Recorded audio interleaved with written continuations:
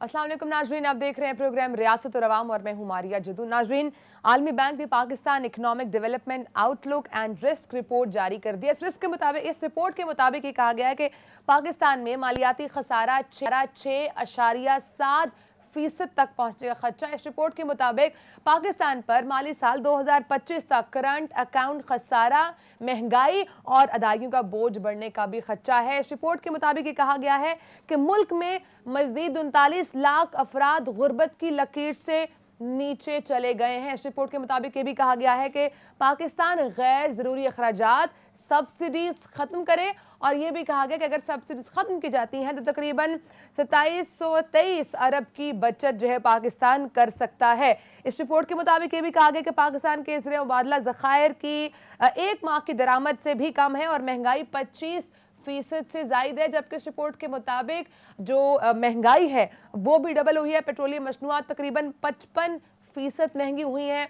बिजली में 47% जो है वो इजाफा देखने में आया है। काफ़ी बुरे हालात इस रिपोर्ट के मुताबिक जो है वो सामने आए हैं। इसी के साथ साथ IMF की भी एक रिपोर्ट जारी हुई है जिसमें ये कहा गया है कि जो GDP ग्रोथ थी वो 0.5% जो है वो रहने का जो है वो इम्कान है। और आइंदा बरस के बारे में ये भी कहा गया कि पाकिस्तान में शरह नमू और रोजगार जो है वो बढ़ेगा और महंगाई कम होगी। बहरहाल भी देखना है कि इस वक्त जो करंट सिचुएशन है पाकिस्तान के अंदर, खासकर जो इस वक्त पॉलिटिकल इंस्टेबिलिटी है उसकी वजह से ये जो इकोनॉमिक सूरत हाल पाकिस्तान की खराब हुई है, क्या ये बेहतर हो पाएगी या नहीं बेहतर होगी? क्योंकि इस वक्त सबसे बड़ी जंग जो लगी हुई है वो इंतखाबात की है। तो ये इंतखाबात हो पाएंगे नहीं हो पाएंगे? ज़रदारी साहब ने बड़ी अहम स्टेटमेंट दी है। वही कह रहे हैं मईशत की जो बहाली है वो सूबाई आम इंतखाबात से ज्यादा अहम है। तो इस वक्त जो इकोनॉमिक सिचुएशन चल रही है इसके ऊपर क्या हुकूमत सोच रही है? क्या जो अपोजिशन है उसने इसके बारे में कुछ सोचा है कि इस वक्त जो मुल्क के हालात बने हुए हैं वो पाकिस्तान की मजीद ग्रोथ में आगे जो है वो हर्डल क्रिएट कर सकते हैं? इस वक्त पाकिस्तान की जो सिचुएशन है, अगर हम बात करें इसमें इकोनॉमिक सिचुएशन के बुरे हालात हैं, सियासी सूरत हाल काफ़ी जो है वो गंभीर दिखाई दे रही है, आइन को इस वक्त कहा जा रहा है ख़तरा है। तो ये हालात कहाँ जाएंगे, कहाँ का रुख इख्तियार करेंगे? मुज़ाकरात हो पाएंगे नहीं हो पाएंगे? ये इकॉनमी की बेहतरी के लिए क्या ये अपोजिशन और हुकूमत बैठेगी या नहीं, या ये सिर्फ इंतखाबात के लिए बैठा जाएगा? इन तमाम मामलात के ऊपर बात करेंगे। मेरे साथ स्टूडियोज़ में मौजूद हाफिज़ ज़ियाकार अनवर साहब और हमें स्काइप पे थ्रू ज्वाइन कर रहे हैं माहिर माशियात डॉक्टर हक्कान नजीब साहब। सर बहुत शुक्रिया आपने प्रोग्राम को टाइम दिया। सर कहिएगा, मुख्तलिफ डराने वाली रिपोर्ट इस वक्त सामने आ रही हैं, पाकिस्तान के हालात ख़राब हो रहे हैं और ये जंग शुरू हुई थी पाकिस्तान की इकोनॉमिक सिचुएशन को ठीक करने के लिए। IMF से कुछ मुज़ाकरात हुए थे, कुछ बातें हुई थी, कुछ शर्तें तय हुई थी, वो ठीक नहीं हुई जिसकी वजह से पाकिस्तान के हालात ख़राब हुए। ये गवर्नमेंट आई, उन्होंने टेक ओवर किया कि यार हम हालात को बेहतर करेंगे, लेकिन हालात दिन ब दिन ख़राब होते जा रहे हैं। और इस वक्त जो करंट सिचुएशन है उसमें लग नहीं रहा है कि हालात आगे खासकर इकॉनमी के जो है वो बेहतर होंगे। तो ये हालात आप कहाँ जाते हुए देख रहे हैं? ये क्या बेहतरी के जानिब मुल्क की मईशत रवा दवा है या ये उल्टा चल रही है? Maria, thank you for having me on Public TV. It's my pleasure to be with you. आपने अच्छा जायजा सामने रखा है। सबसे बढ़ के बात यह है कि जो सबसे चीज़ तकलीफ दे है वो 27 से 35% के दरमियान CPI चल रहा है। 27% तकरीबन हम समझते हैं कि एवरेज फॉर द ईयर होगा। मंथ जो पिछला गुजरा उसमें 35 हेडलाइन इन्फ्लेशन आई। जो फूड इन्फ्लेशन है मारिया, जो लोगों को अफेक्ट करती है, वो पाकिस्तान में इस वक्त 47% है। क्या आपकी तनख्वाह या मेरी तनख्वाह या किसी किसान की तनख्वाह या किसी वर्कर की तनख्वाह 47% बढ़ी है? ऐसा कतई तौर पे नहीं हुआ। So that is hurting. Pakistan की GDP ग्रोथ रेट नियर 0% है। आप उसको 0.5 कह लें, जो डिफरेंट इस वक्त मुशाहिदे सामने आ रहे हैं, बट मेरा ख्याल है कि नियर 0% है। नेगेटिव एग्रीकल्चर की ग्रोथ है। LSM जिसको हम लार्ज स्केल मैन्युफैक्चरिंग कहते हैं, वो 4.4% सुकड़ गई है। ओवरऑल सर्विसेज सेक्टर में कोई ऐसी चीज नहीं है जो आपको दिखाई दे रही हो, बल्कि आपकी जो पेट्रोलियम प्रोडक्ट्स की खपत है वो कम हुई है, आपकी बिजली की खपत जो है वो कम हुई है। So obviously country is going through a very difficult time. On top of it, चूंकि इन्फ्लेशन बढ़ी हुई थी, हमने अपना पॉलिसी रेट 21% पे रखा हुआ है। सो यू कैन इमेजिन कि कोई नई बोरोइंग भी नहीं हो रही, बल्कि रिटायरमेंट हो रही है उन फंड्स की जो प्राइवेट सेक्टर यूज करता है। इंटरनेशनल सिनारियो भी मारिया कोई बहुत फेवरेबल नहीं है। दुनिया भर में कसाद बाजारी है, दुनिया भर में इन्फ्लेशन हाई है, दुनिया भर में बैंक्स ने एक कोऑर्डिनेटेड सेंट्रल बैंक्स ने मिलकर अपने शरय सूद को बढ़ाया, इसलिए कि वो भी अपनी इकोनॉमीज को स्लो कर रहे हैं। पाकिस्तान की जो एक्सपोर्ट्स हैं वो हर्ट हुई इसकी वजह से, पाकिस्तान की रेमिटेंसेस कम हुई, पाकिस्तान का एक बैलेंस ऑफ पेमेंट्स का चैलेंज बना, ये पिछले 12-14 महीने से है। ये हालात बेहतर इस जगह से हो सकते थे अगर आपने 12 इनहराफ ना किया होता आईएमएफ से। आप याद रखिए कि दो ममालिक की मिसाल आपके खित्ते में ले लेते हैं। श्रीलंका आईएमएफ के पास गया डिफॉल्ट करके, माओ को दूध लेने के लिए खड़ा होना पड़ा लाइनों में, और लोगों को पेट्रोल नहीं मिल रहा था तो उनको पैदल दफ्तर जाना पड़ा।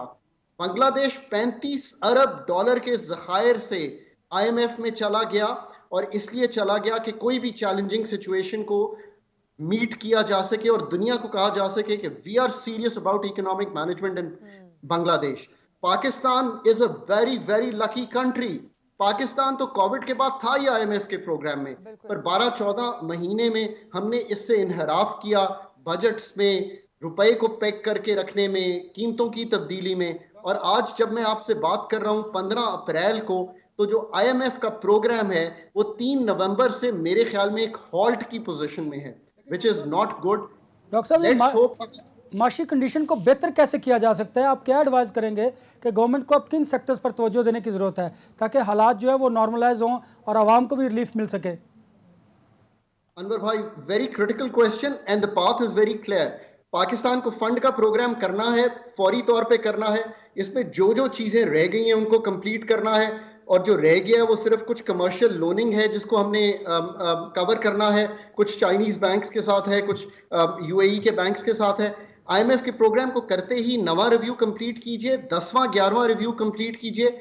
4.03 के जो आपके इस वक्त जखायर हैं इनको बढ़ा के 8-10 अरब पे ले जाइए। अनक्लॉग कीजिए इकोनॉमी को जो कि रुक गई है। फार्मास्यूटिकल, फूड सप्लाईज, कॉटन, ये 3 चीजें मैं इसलिए नाम ले रहा हूं कि ये आपको अगले 3-4 माह में लानी है ताकि आप रॉ मटेरियल से एक्सपोर्ट बढ़ा सकें, फार्मास्यूटिकल और फूड से अपनी इन्फ्लेशन को संभाल सकें। उसके बाद आप बजट की तैयारी कीजिए और एक ऐसा बजट प्रेजेंट कीजिए जो एग्जाम्पलरी हो। एक्सपेंडिचर को कट कीजिए, जो एक्सपेंडिचर आप समझते हैं कि करंट में आपने नहीं यूज करना उसको कट कीजिए। अपने डेवलपमेंट एक्सपेंडिचर को स्ट्रीमलाइन कीजिए। फिर टैक्सेस लगाइए 3 सेक्टर्स पे। Be very very clear on this. Agriculture income tax, urban movable property tax, immovable property tax और रिटेल सेक्टर। खुलकर आइए इन चीजों में। ये नहीं हो सकता कि आप बढ़ती हुई इन्फ्लेशन में 17 से 18% जीएसटी तो करें, पर आप एग्रीकल्चर इनकम टैक्स पूरे मुल्क से 3 अरब रुपया कलेक्ट करें। I don't think that's fair any more. I don't think it's fair कि 30,000 रिटेलर टैक्स देता हो पाकिस्तान में, जबकि 22 लाख रिटेलर है। होलसेल और रिटेल को आपने बाहर रखा। आपने रियल एस्टेट को कैपिटल गेन्स टैक्स से 5 साल बाद इस्तिस्ना किया। I think time has come where we take the serious calls, we make those decisions. ये बजट दीजिए। और आखिरी चीज कहूंगा, पाकिस्तान मुतहम्मिल नहीं हो सकता जो हम डेट का बोझ कैरी कर रहे हैं। अनवर साहब और मारिया साहिबा, इसकी रीप्रोफाइलिंग करना मस्ट है। आप 5,500 अरब रुपया खर्च करेंगे सिर्फ इस दफा अपनी पेमेंट्स में मार्कअप की और डेट की। 5,500 अरब रुपया। एफबीआर की टोटल कलेक्शन 7,500 है और 5,500 यहां जा रहा है। Pakistan can not run on this unsustainable basis. Next year ये 6,000 अरब होगा। आपको डोमेस्टिक डेट को भी संभालना है, आपको इंटरनेशनल पार्टनर्स के साथ भी बात करनी है, और आपको फिर एक नए आईएमएफ प्रोग्राम की तैयारी करनी है। ये बड़ा है हमारे सामने बात। ठीक है डॉक्टर साहब, आलमी बैंक जो बात कर रहे हैं कि सब्सिडीज को खत्म किया जाना चाहिए, एक तो वैसे ही अवाम को रिलीफ नहीं मिल रही, जैसे भी आपने खुद भी बात की कि सैलरीज 47% नहीं बढ़ी है लेकिन महंगाई बढ़ चुकी है, तो सब्सिडीज अगर खत्म कर दी जाएंगी तो फिर अवाम कहाँ का और किधर का रिलीफ उसको मिलेगा? You've asked me this question. देखिए, पहली सबसे बड़ी बात है कि हमारा इनकम सपोर्ट प्रोग्राम, जहां हम बहुत सी चीजों को पाकिस्तान में अच्छा नहीं समझते, पाकिस्तान का एक फ्लैगशिप प्रोग्राम है। आप उसको बेनजीर इनकम सपोर्ट कहना चाहते हैं, आप उसको एहसास कहना चाहते हैं, पाकिस्तान की हर हुकूमत ने इस प्रोग्राम को आगे चलाया है। मैं हमेशा मिसाल देता हूं इंटरनेशनली जब मैं एड्रेस करता हूं वेबिनार्स पे, और कहता हूं पीपीपी की गवर्नमेंट पे हमने ये प्रोग्राम, और मैं टेबल पे मौजूद था। जी जी डॉक्टर साहब की में जी आज वो 400 अरब पे है। तो let's give all of them a PAT on the back and से कि वेल डन, हमने 9 से 10। ठीक है, डॉक्टर साहब की ऑडियो का जो है वो इशू रिजॉल्व करता है। मीनवाइल अनवर रज़ा साहब, मैं आपकी तरफ आती हूँ। अब हम बात तो कर रहे हैं कि हमें इस तरह के स्टेप्स लेने चाहिए, हमें टैक्स बढ़ाना है और एक स्पेसिफाइड सेगमेंट के ऊपर टैक्स लगाना पड़ेगा ताकि हमें अमीर तबके से टैक्स मिले और हम गरीब तबके को जो वो रिलीफ दे सकें। लेकिन इस वक्त जो तमाम सिचुएशन है और जो तमाम हालात चल रहे हैं, ख़ासकर सियासी अदम इस्तेहकाम जो इस वक्त चल रहा है, हमारे जितने पॉलिटिकल लीडर्स हैं उनकी तो कहीं प्रायोरिटी लिस्ट में इकोनॉमी को दुरुस्त करना कहीं दिखाई नहीं दे रहा। आज इतने अरसे बाद ज़रदारी साहब ने स्टेटमेंट दी है, वो ये कह रहे हैं कि मईशत की बहाली जिस वक्त है सूबाई आम इंतखाबात से ज़्यादा अहम है। देखिए मारिया, जो भी गवर्नमेंट होती है वो माशी सूरत को बेहतर करने के लिए कोशिशें ज़रूर करती है, लेकिन जो मौजूदा 13 अजमातों पर मुश्तमिल हुकूमत है, इस हुकूमत ने कोशिशें की, लेकिन इनके साथ आप देखें IMF प्रोग्राम पर साइन करने को तैयार नहीं। उनकी जो डिमांड्स थी वो सारी फुलफ़िल कर ली गई। कोई भी पॉलिटिकल जो गवर्नमेंट होती है उसकी कोशिश ज़रूर होती है, लेकिन आपने ग्राउंड रियलिटीज़ को देखना होता है। आपने अपने हमसाया ममालिक और IMF के साथ एग्रीमेंट्स को देखना होता है। IMF आप पर एतबार नहीं कर रहा, उन्हें अब तक की उनकी जो कंडीशंस थी वो आपने फुलफ़िल कर ली हैं, और मैं समझता हूँ कि उनकी कंडीशंस की वजह से ही मुल्क में महंगाई का तूफ़ान है और आवाम को रिलीफ भी नहीं मिल रहा। दूसरी जानिब देखिए, हालात ऐसे हैं, ये एक सबकी ये मंशा थी, ख्वाहिश थी और तवक्को भी थी कि इसहाक डार साहब आएंगे, वो डॉलर को भी कंट्रोल करेंगे और महंगाई की सूरत पर काबू पाया जाएगा। लेकिन अनफॉर्चुनेटली इसहाक डार साहब ऐसा नहीं कर पाए और वो परफॉर्मेंस नहीं दे सके जो लोगों की हुकूमत की उनसे तवक्कुआत थी। दूसरी जानब ये देखिए कि IMF अब भी आपके साथ एग्रीमेंट साइन नहीं कर रहा और आप पर प्रेशर बनता चला जा रहा है, और बिजली हो गया, गैस, इसके साथ साथ जो बाकी अशिया खुज़ोनोश हैं उसमें महंगाई देखें कितनी बढ़ती चली जा रही है।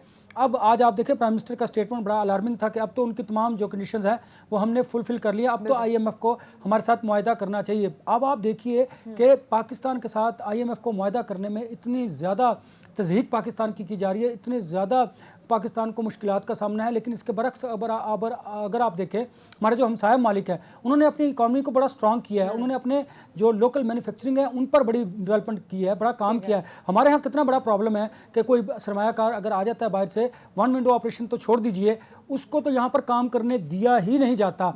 वो अपनी इन्वेस्टमेंट दोबारा बाहर ले जाता है। यहाँ पर जो इन्वेस्टर्स हैं वो अपनी इन्वेस्टमेंट बाहर दीगर ममालिक में कर रहे हैं। हमें अपनी पॉलिसीज़ को रिव्यू करने की ज़रूरत है। हालात इसलिए ठीक नहीं है क्योंकि देखें ना, जब तक पॉलिटिकल सिचुएशन बेहतर होगी तो माशी सूरत पर आप ज़्यादा बेहतर तरीके से काम कर सकेंगे। आप सियासी सूरत को बेहतर कीजिए, ज़रूरी है अगर आपने माशी कंडीशन को बेहतर करना है तो। तो आपस में लिंक्ड ऑब्वियसली। डॉक्टर साहब, I will take your last comment. बताइएगा क्या IMF के साथ मुआहिदा हो पाएगा? जैसे शहबाज शरीफ साहब ने कहा है कि अब IMF के पास कोई बहाना नहीं है, उन्होंने शर्त रखी थी कि दोस्त ममालिक से जो है वो आप लोगों ने कुछ अरब डॉलर लाने हैं, वो हो चुकी है कंडीशन पूरी, चाइना ने हेल्प आउट किया है। तो क्या अब हालात बेहतरी की तरफ जाते हुए आप देख रहे हैं, या ये अगले इस साल के अंदर तक हालात ऐसे ही रहेंगे और महंगाई बढ़ती देख रहे हैं? सो अनवर साहब सही कह रहे थे कि पाकिस्तान और IMF के दरमियान एक ट्रस्ट का फुकदान आ गया, बिकॉज हमने, जैसे मैंने पहले बयान किया, बहुत दफ़ा इनहराफ किया और IMF भी कुछ ओवर केयरफुल हो गया हमारे साथ। But I think we are very close now. आज भी नेथन पोर्टर जो हमारे IMF की मिशन को लीड करते हैं IMF की तरफ से पाकिस्तान के लिए, उन्होंने कहा है कि पाकिस्तान ने हैज़ मेड प्रोग्रेस। ये जो 6 अरब डॉलर का गैप रह गया था फाइनेंसिंग का, आई थिंक अब सिर्फ एक 2-3 अरब डॉलर की बात है। कमर्शियल बैंक से कंफर्मेशन आनी है, हमने उनसे बात की हुई है। मेरा ख्याल है कि आने वाले चंद दिनों में या अगले एक हफ्ते में ये प्रोग्राम जो है, पाकिस्तान का स्टाफ लेवल एग्रीमेंट हो जाएगा, डॉलर्स का इनफ्लो थोड़ा सा बेहतर हो जाएगा और रुपए पे प्रेशर भी कम हो जाएगा, रिजर्व्स का बिल्डअप शुरू हो जाएगा। कल ही $300 मिलियन चाइना ने हमारे स्टेट बैंक के अकाउंट में भी डाले हैं। तो यहाँ से I think the worst is over, but a lot of work is required for the next 2 reviews of the IMF, 10वां 11वां, और उसकी कंप्लीशन, और फिर 1 अरब 2 अरब 1.2 अरब और लेना IMF से। सो हमने टोटल $2.4 बिलियन लेना है जून तक उनसे, plus making a good budget. So lot of hard work. पर मारिया, मैं आखिर में सिर्फ ये कहूंगा कि लोगों पर बोझ कम करने के लिए 2-3 चीजें हमें करनी है। हमें इनकम सपोर्ट को बढ़ाना है। मुखय्यर हजरात को इस वक्त अगर सामने आकर काम करना है, उससे ज्यादा कभी भी पाकिस्तान को जरूरत नहीं। तीसरा, मैं लोगों को हमेशा कहता हूं कि अपना तर्ज जिंदगी थोड़ा सा बदलिए। अगर आप 2 दफा शॉपिंग जाते हैं तो 1 दफा जाइए। कोशिश कीजिए कि हवा का इस्तेमाल करें ताकि एयर कंडीशनर ना चलाना पड़े। वक्त अगले 3 से 6 महीने मुश्किल है, बट जितनी आप खुद अपने लाइफस्टाइल को चेंज करेंगे उतना ही राइड आउट कर सकेंगे। ये बात बिल्कुल मारिया दुरुस्त है डॉक्टर साहब की कि हमें अपना लाइफ स्टाइल चेंज करने की जरूरत है। हम अपने ऊपर तो ये चीज़ें इंप्लीमेंट करते नहीं और ये कहते हैं कि शायद कर गरीब तो चले पहले, लेकिन देखिए बाकी लोगों को भी खुद ब खुद देखे ना एनर्जी सेविंग करनी चाहिए। लेकिन मारिया ये जो बात कर रहे हैं हम देखें ना, मिडिल क्लास और lower middle class, upper middle class, इन लोगों को तो कम से कम सोचना चाहिए। ठीक है, अमीर तो अमीरतर होते चले जाते हैं जी। हमें सिर्फ ये है कि अपनी लाइफस्टाइल को चेंज करने की जरूरत है और ये डॉक्टर साहब की जो प्रपोजल है बहुत अच्छी है, हमें इस पर अमल भी करने की जरूरत है। बिल्कुल सर, बहुत शुक्रिया आपने प्रोग्राम को टाइम दिया। नाज़रीन, हमारे साथ डॉक्टर नजीब साहब मौजूद थे। ब्रेक का टाइम है नाज़रीन, ब्रेक के बाद हम आपको बताएंगे जो पुलवामा का जो अटैक हुआ था उसके ऊपर मोदी ने इल्ज़ाम लगाया था कि ये अटैक बिना सोचे समझे ये इल्ज़ाम लगाया था कि अटैक जो है वो पाकिस्तान ने करवाया है। तो ब्रेक के बाद हम आपको रियल स्टोरी बताएंगे, अटैक करवाया किसने था और कैसे हुआ था। ब्रेक के बाद बात करेंगे। वेलकम बैक नाज़रीन, आपको याद होगा 14 फरवरी 2019 को इंडिया के ज़रिए इंतज़ाम कश्मीर में एक धमाका हुआ जिसमें 44 सिक्योरिटी एहलकार, जबकि इसमें इस पूरे सिनेरियो के अंदर मोदी ने इल्ज़ाम लगाया कि ये हमला जो है वो पाकिस्तान ने करवाया है। लेकिन इसमें अब नया इंकशाफ हुआ है। सत्यापाल जो कि अगस्त 2019 में आर्टिकल 370 की मनसूखी के दौरान काबिज भारतीय जम्मू और कश्मीर के आखिरी गवर्नर थे, उन्होंने एक बड़ी इंटरेस्टिंग और बहुत बड़ा पर्दाफाश किया है। इससे बात करेंगे, हमारे साथ मौजूद है दिफाई तज्जियाकार अब्दुल्ला हमीद गुल साहब। सर, बहुत शुक्रिया आपने प्रोग्राम को टाइम दिया। सर, कहिएगा, एकदम से बिना सोचे समझे मोदी ने इल्ज़ाम लगा दिया पाकिस्तान पर, लेकिन अब ये राज फाश हो चुका है। वही कह रहे हैं उनको तो मना किया गया था कि आपने इस हमले पे खामोश रहना है।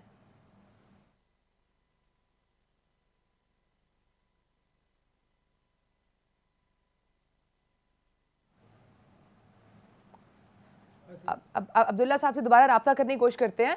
अनवर राजा साहब, ये हमेशा भारत पाकिस्तान पर जो है वो इल्ज़ाम लगाता है, अब बिना सोचे समझे बिना सबूत के इल्ज़ाम लगाता है, लेकिन कहीं ना कहीं से हमेशा ये सच सामने निकल कर आता है और ये पता चल जाता है कि इन तमाम ड्रामों के पीछे, खासकर जो पुलवामा का ड्रामा पाकिस्तान के ऊपर इल्ज़ाम लगाया गया, इसके पीछे इंडिया कहीं ना कहीं खुद था और एक बार फिर से पर्दाफाश हो गया।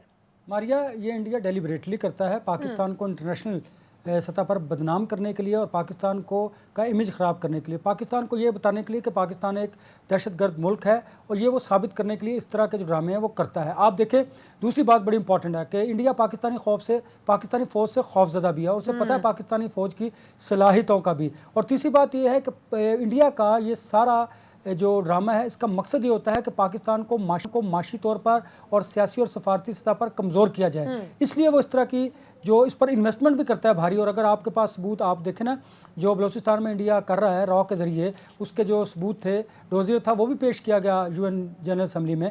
इसके बावजूद भी जो आलमी ममालिक है उनको पता है कि इंडिया पाकिस्तान के खिलाफ प्रोपेगेंडा करता है और हकीकत पर मबनी गुफ्तगू नहीं करता, और ना ही ऐसी उनके पास कोई चीज़ें हैं। अगर आप देखें कि मकबूजा कश्मीर में किस तरह इंसानी हकूक़ की खिलाफ वर्जियाँ की जा रही हैं, लेकिन वहाँ पर अक़वाम आलम बिल्कुल खामोश है, कोई बात नहीं की जा रही।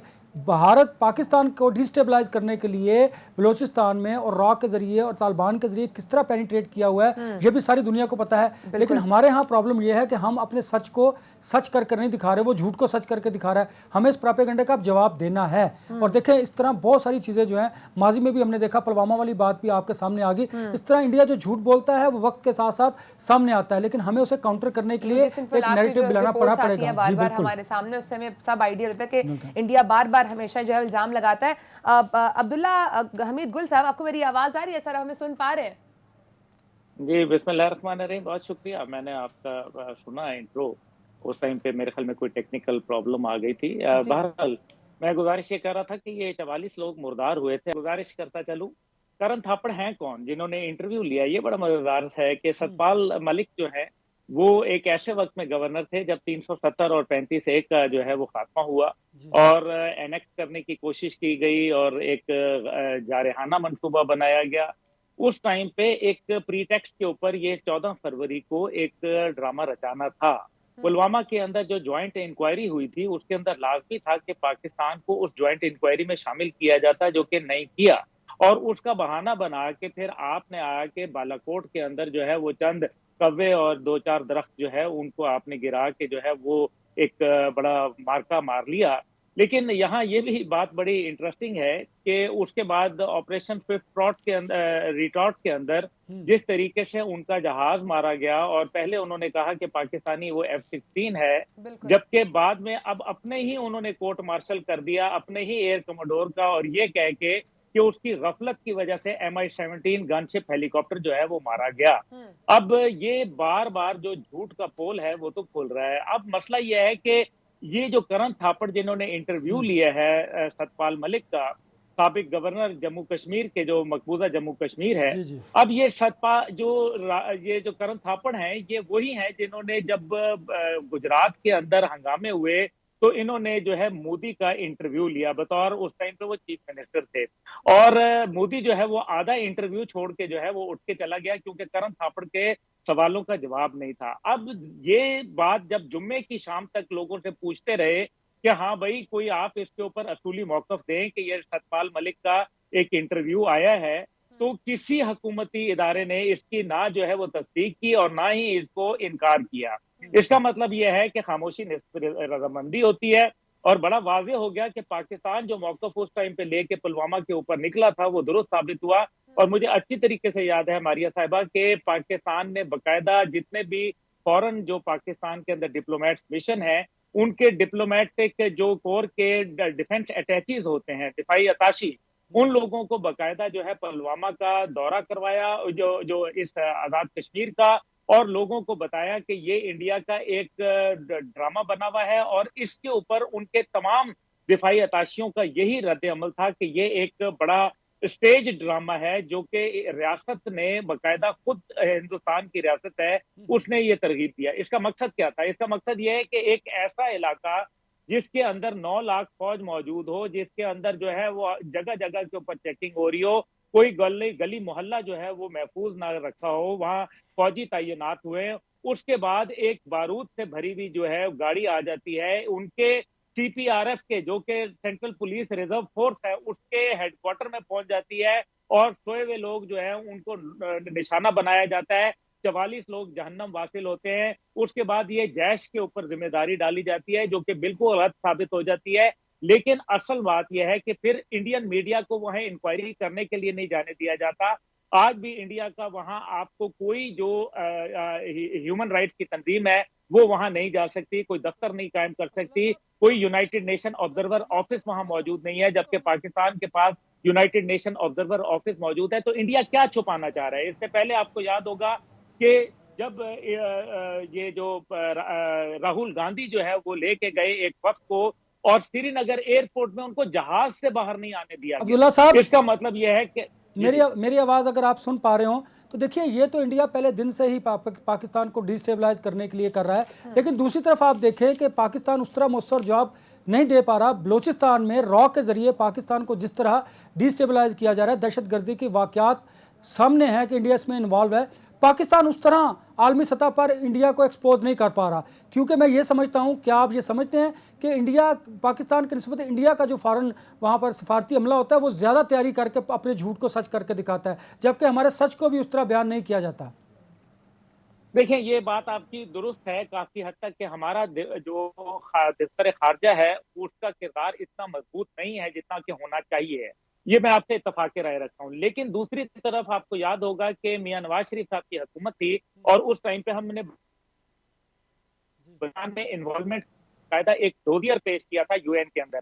वो डोजियर जो है आज तक उसके ऊपर क्या इंक्वायरी हुई, क्या पता चला, क्या दुनिया ने उसके ऊपर रद्द अमल किया? ये कुलभूषण यादव जो दूसरी जंग अजीम के बाद सबसे बड़ा इंटेलिजेंस ऑपरेटर, एक लेफ्टिनेंट कर्नल लेवल का आदमी जो है पाकिस्तान में बैठ के वो दहशतगर्दी के स्लीपर सेल चलाता है, वो दहशतगर्दी के मौके पैदा करता है, वो दहशतगर्दों का सहूलतकार है, उनको पैसा, हथियार, हर चीज देता है। आज तक इसके ऊपर, कुलभूषण के ऊपर इंटरनेशनल कोर्ट ऑफ जस्टिस जो है उसके अंदर क्या पेशरफ्त हुई, ये देखिए ना। इसका मतलब है कि पूरी दुनिया जो है चाइना को न्यूट्रलाइज करने के चक्कर के अंदर पाकिस्तान को कॉम्प्रोमाइज करने चली है। दूसरी तरफ G20 का इजलास जानबूझ के उन्होंने श्रीनगर में रख लिया।